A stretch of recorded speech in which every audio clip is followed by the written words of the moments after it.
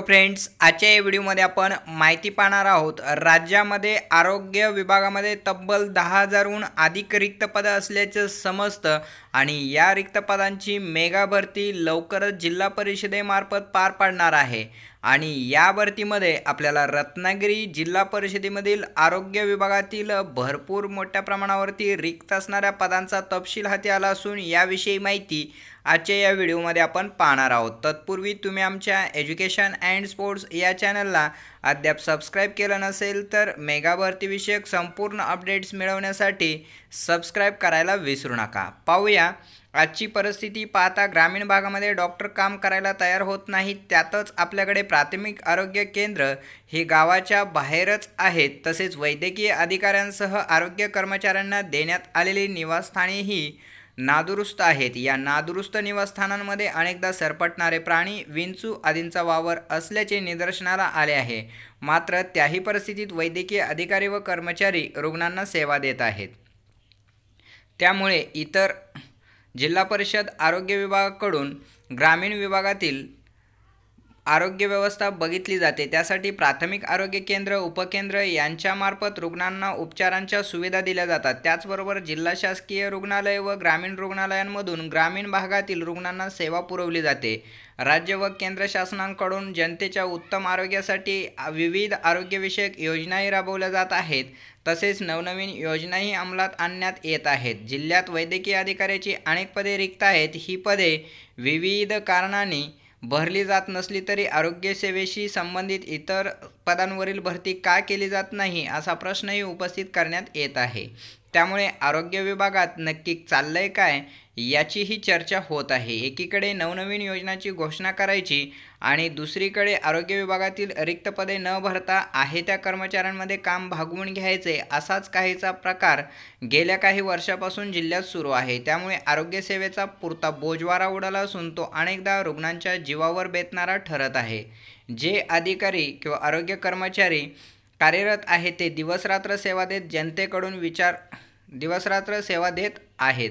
त्यामुळे इतर जिल्ह्यापेक्षा रत्नागिरी जिल्ह्यातील आरोग्य सेवा उत्तम असल्याचे अनेकदा सिद्ध झाले आहे। तरीही या रुग्णांमधील रिक्त पदे आणखी किती दिवस, किती महिने, वर्षे रिक्त ठेवणार याचा जाब जनतेकडून विचारण्यात येत आहे। रत्नागिरी जिल्हा परिषद अंतर्गत एकूण 67 प्राथमिक आरोग्य केंद्र, 367 उपकेंद्र आहेत। त्यामध्ये 131 वैद्यकीय अधिकारी, 1 जिल्हा प्रशिक्षण पथक वैद्यकीय अधिकारी, 9 तालुका वैद्यकीय अधिकारी पदे मंजूर आहेत। यापैकी अनेक पदे रिक्त असून आरोग्य विभागातील इतरही अनेक रिक्त पदे भरण्याकडे प्रशासनाचे दुर्लक्ष होत आहे। त्याचा परिणाम जिल्ह्याच्या ग्रामीण भागातील आरोग्य सेवेवर होत आहे।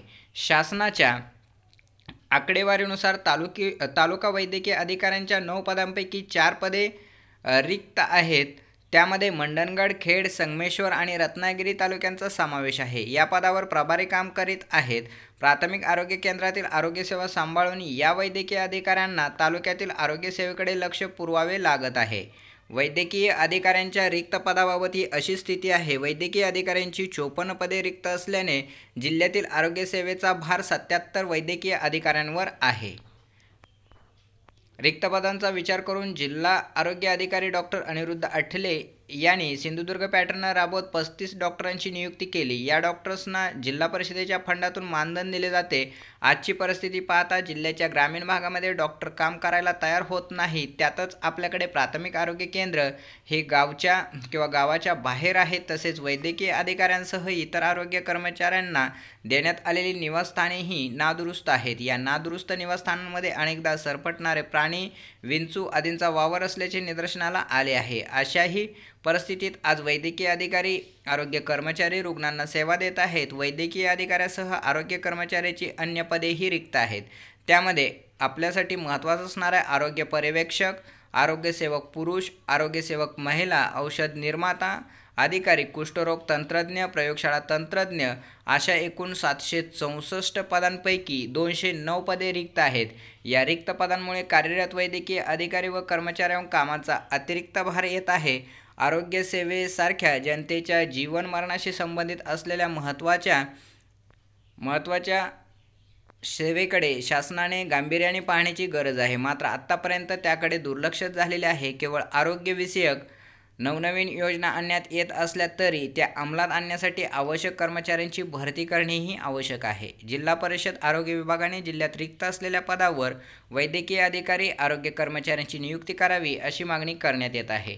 एकूणच काय तर जिल्ह्यामध्ये आरोग्यसेवक पुरुष, महिला, औषध निर्माता, त्याच पद्धतीनं कुष्ठरोग तंत्रज्ञ, प्रयोगशाळा तंत्रज्ञ अशी तब्बल 209 पदं रिक्त आहेत आणि अजूनही माहिती अशी मिळत आहे की या 209 पदांमध्ये वाढ होणार आहे आणि ही पदं मेगा भरतीमध्ये लवकरच भरण्यात येणार आहेत. त्यामुळे रत्नागिरी जिल्ह्यामधील जिल्हा परिषदेतील आरोग्य विभागात काम करण्यासाठी इच्छुक असणाऱ्या उमेदवारांसाठी ही एक आनंदाची पर्वणीच म्हणावी लागेल. आता येत्या मेगा भरतीमध्ये या पदासाठी अर्ज करायला विसरू नका. अधिक माहितीसाठी तुम्ही आमच्या चॅनलला अद्यापही सबस्क्राईब केलं नसेल तर अशाच नोकरीविषयक संपूर्ण माहिती मिळवण्यासाठी सबस्क्राईब करायला विसरू नका. धन्यवाद.